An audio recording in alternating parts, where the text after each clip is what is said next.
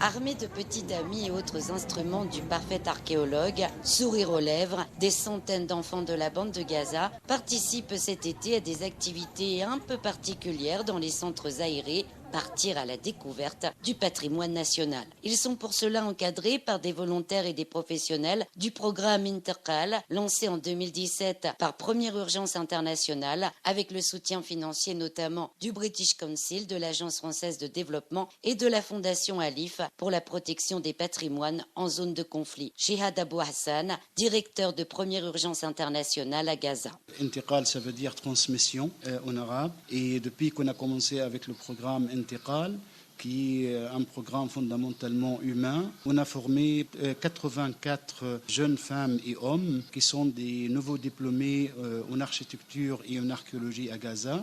Aujourd'hui, on continue avec une partie de ces jeunes pour aller plus loin, développer leurs compétences dans la protection et la préservation du patrimoine palestinien et également pour promouvoir le patrimoine palestinien auprès de grand public, également les enfants. Et si l'archéologie s'est invitée cet été dans les centres aérés, au printemps, des groupes d'enfants ont pu, eux, vivre l'aventure directement sur un site de fouilles pour une expérience exceptionnelle qui connut un vrai succès, comme en témoigne une des jeunes diplômées responsables des activités. Même quand c'était l'heure de la pause, ils ne voulaient pas arrêter.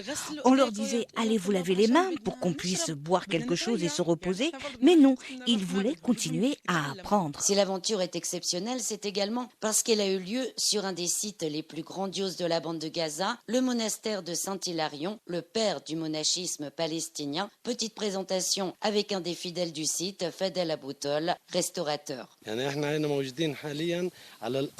sommes actuellement sur le site originel du couvent. Sur 14 000 mètres carrés, on voit comment les pèlerins venaient ici au 4e et 5e siècle après Jésus-Christ.